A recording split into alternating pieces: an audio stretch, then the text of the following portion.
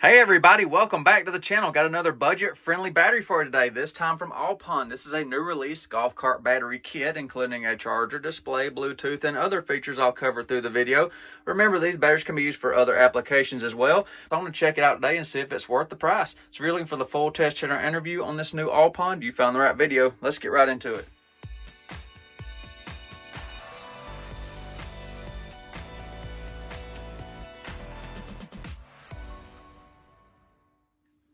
So before I begin the capacity test on the ALLPOND battery, I'm going to top it off again. It was charged a few days ago and has been sitting, so I'm going to make sure it's completely full. I'm using their included 18 amp charger right there. Nice matte black finish with their labeling and logos on the side right there.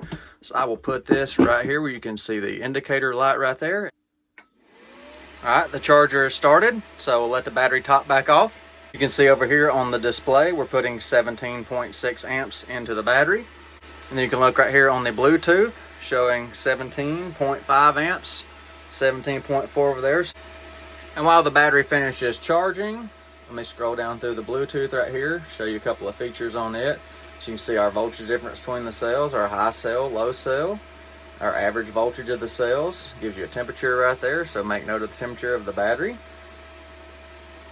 And then here's our cell list, so their self-developed app is fairly decent. The charger is entering its constant voltage phase, so the current is tapering down. As you can see, we have the flashing green indicator right here on the charger, letting us know that the battery is almost completely full. There's some cell voltages for reference. Looks like cell number 15 is a little bit higher than everybody else. So most of the others are at 3.5 and change, and then cell 15 is at 3.658. Alright, the charger completed its sequence. You can see by the solid green indicator. Now the battery is ready to pull back down. And here are the actual specifications on the included charger. You can see the constant voltage output of 56.8 plus or minus 0.2 of a volt. And you can see right there the green flashing was the constant voltage in the current limiting phase, and then the green was charging complete. And I will say it does have a nice slow current taper at the end. The Bluetooth and the BMS is only capable of 1 amp, but it charged for several more minutes under 1 amp. So, it's trying to do its best to make sure the battery is completely full. So here's the setup on the ALLPOND battery. You can see the sampling shunt right here going from the battery back to the negative to the inverter. There's the positive lead over there. This was the charging cable right here for the ALLPOND charger. I'll leave that sitting right there so you can see that. So these are just the leads going to the sampling shunt right there to report back to the little energy meter. I've got the display here, the Bluetooth app pulled up right here. So time to pull this battery down. All right, so I'm going to turn the inverter on now. All right, so the inverter is on. SunGold Power SPH6548. Now we'll apply the load for the capacity test on this battery. I'm going to try to get around 25 amps, so I have a 4-hour pull down. I'm going to do my best to let me plug some stuff up and try to get the load stable.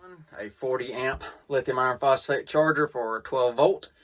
So we'll let that stabilize. That'll be load number 1. All right, so load 1 is stabilized. Let me add some more to it. Then adding load number 2, a 50 amp lithium iron phosphate charger for 12 volt batteries.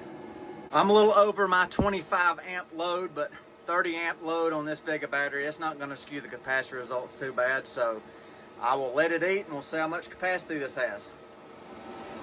About to cross the estimated halfway mark. There we go. Estimated halfway on the ALLPOND discharge capacity test.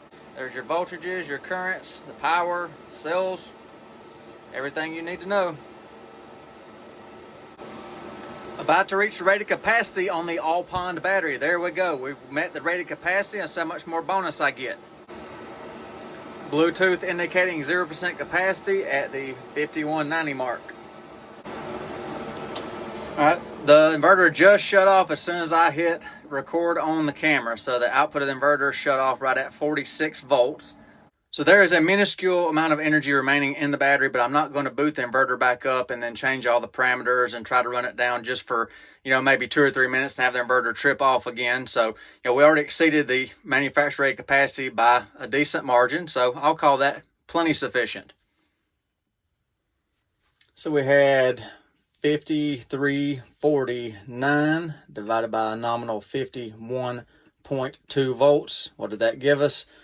104.47 amp hours on an inverter run, and the battery's got just a little bit of energy left. So what all comes with the ALLPOND battery kit? Well, as part of this battery, you get a charger. You saw the charger in the capacity test, the 18 amp smart charger. You get 2 ratchet straps right there. You get some screws, some Phillips head screws to mount the display to whatever you're going to put it on. You get some machine screws right here to mount the charger to wherever you're going to put it. You get 2 sets of terminal bolts with the battery and protective caps, 2 different lengths, longs and shorts. You get a user manual that shows you everything about the battery, all the specifications and things like that. You get a smart battery LCD display so you can monitor the battery from the display itself, and the BMS is Bluetooth enabled.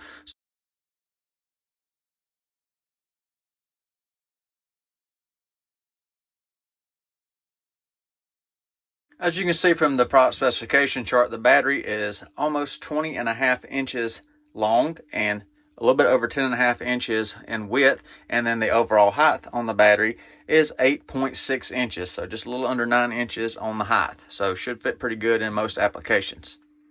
And as you also saw in the specifications, the battery weighs 87 pounds, so keep that in mind. It's got some heft to it, but these plastic case batteries are quite a bit lighter than the metal case batteries. So similar metal case batteries weigh about 100 to 105 pounds, so having the plastic case shaves some weight off. And to connect your display, the smart battery LCD display, reference the terminal side of the battery, and you see the little port right here. It's a 4-pin port for communicating with this display. They have a generous lead on the display, so you can put this battery in the back of your golf cart or wherever you're going to put it, and you got plenty of distance to remote mount your display so you can monitor the battery if you're not going to use the Bluetooth, or if you're using it in conjunction. So just line up the pin, push in the connector, and then tighten down, and then your display will power up and work.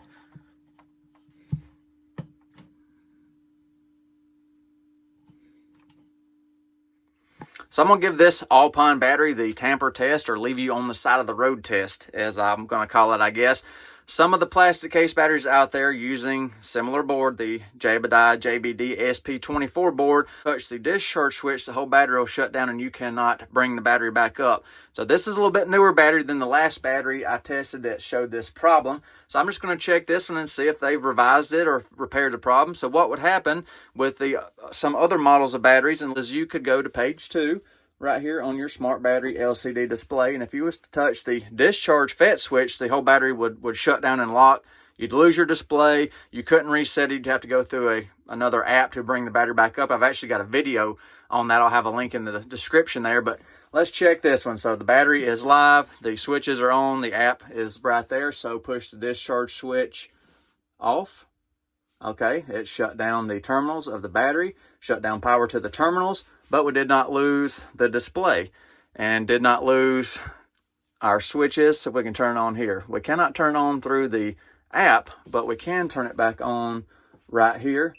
Okay, good. So this battery will not leave you stranded on the side of the road. I'm very happy to see that that issue has been addressed. And I'm just using ALLPOND's app exclusively today. I went over the actual program parameters on this battery in a different video using a different app. If you're interested in how this battery is programmed from the factory, all their settings, their protection levels, I have a link in the video description down below so you can check out how this battery is set up. One last look at the ALLPOND battery before the teardown. As you can see, we have specifications and a sticker on top of the battery. We have our decal sticker on the front, a nice flat purple color on a gloss black background. Remember I showed you the port right here on the front for your display. Nothing on that side and nothing on the back side. All right, as always, I saved the last little bit of glue for you, so the lid's still partially secured on that side. So finish popping it off and we'll take a look at the ALLPOND. My first impression is this is very similar to another battery I reviewed a while back, another plastic case battery. Very similar setup, same board it appears, same wire setup it appears. We have dual 6-gauge wires on the negative and dual 6-gauge wires on the positive with a protective nylon sheath over both sets of leads. You can see we have hydraulic crimp connections for the leads going up to the pass-through terminals right there. We have some thread sealant-ish stuff right there glopped on the top of the bolt. We got some check marks right there. They've got marks all over the battery, I guess inspection marks, where they've checked everything. Everything is tight in the battery. Nothing is loose. That's always good. And the thread sealant or whatever they were using was not in the threads. It was just glued on top of the pass-through bolt right there to the terminal. So this is the battery management system for this battery. It is a JBD SP24 series board. I'll show you a close-up of the data tag in just a moment. But remember the tamper test or strand on the side of the road test. And I've covered this with other batteries in other videos. You hit that discharge FET switch on the display and, the battery drops out and won't come back up.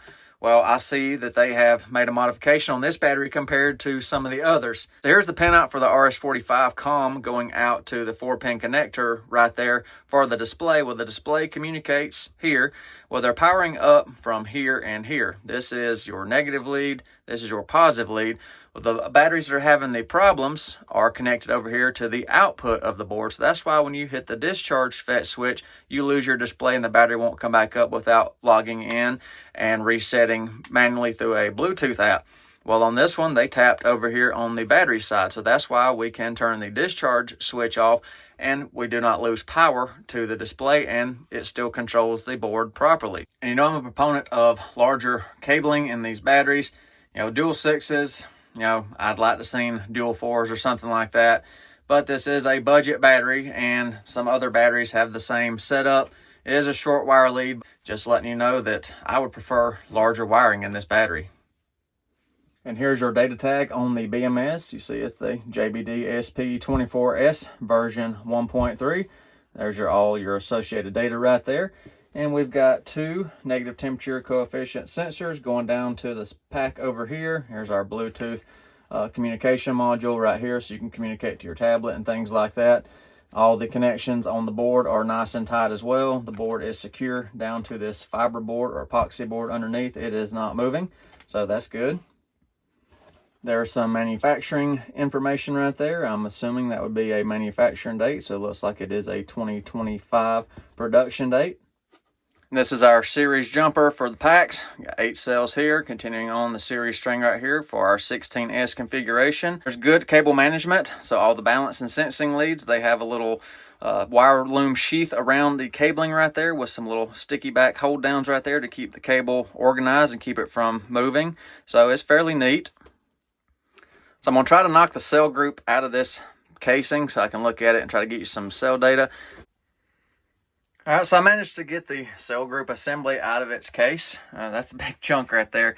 A little difficult to get out, but managed to do it without hurting the case at all. Just give you a shot of how the cell assembly is constructed. You can check out the bus bars and the laser welds right there. Everything looks pretty nice and neat in this battery. You can see our balance leads, sensing leads have a machine screw connection with some thread sealant, thread locker on there to keep everything buttoned up tight and keep it from moving. So we got expansion humps right there for expansion and contraction. And I got some valid QR codes.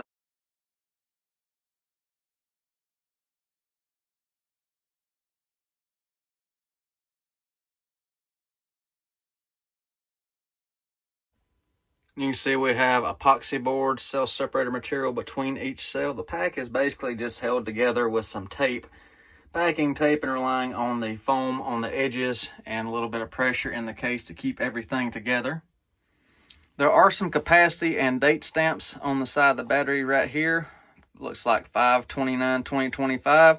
Capacity of 108 amp hours on this cell, and then this cell right here 108.65. So it looks like they have a fairly balanced pack as far as capacity, and I've gone through all the other stickers around the side, so just showing you that. So if you notice on those QR scans, 0MD is the actual cell provider or the vendor, the manufacturer who makes these cells. I've been seeing a lot of the cells labeled 0MD for the manufacturing code in several different batteries, but each battery vendor that I ask who the cell provider is will not give me any information for the 0MD manufacturer. So I'm going to try to find out who that is. I've looked before, but I will look again. I've spent hours trying to find out who that manufacturer is. If I find anything, I'll put it on the slide right here.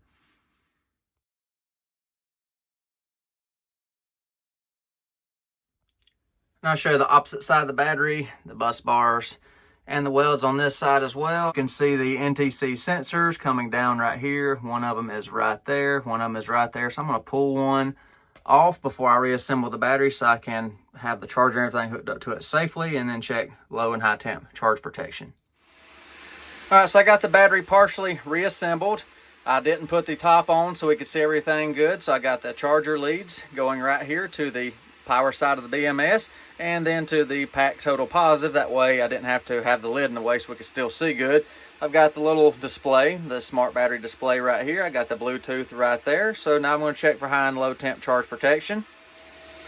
So I've got the sensor right here. I'm going to apply heat to it first and check for high temp charge protection.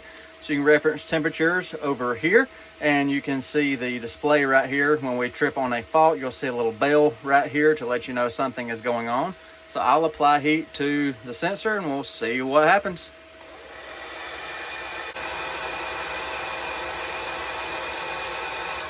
All right there. It went off on high temp charging over here. We got the bell icon right there. Let me pan you up so you can see right there. High temp charging right there. So I'll try to get you where you can see both at the same time. There we go. I should have the camera set up like that initially. So we'll go over here to this page. Well, it just went away. It had COT for charge over temp. Don't know if the camera caught that or not, but that is working and it looks like it's right around the program values. Now I'll check for low temp charger protection. The same principle applies. We should see a trip here and here. So I will apply ice to the sensor and we'll see where it trips at.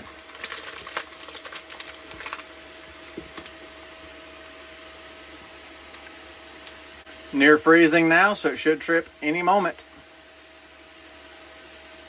There'll be a slight delay.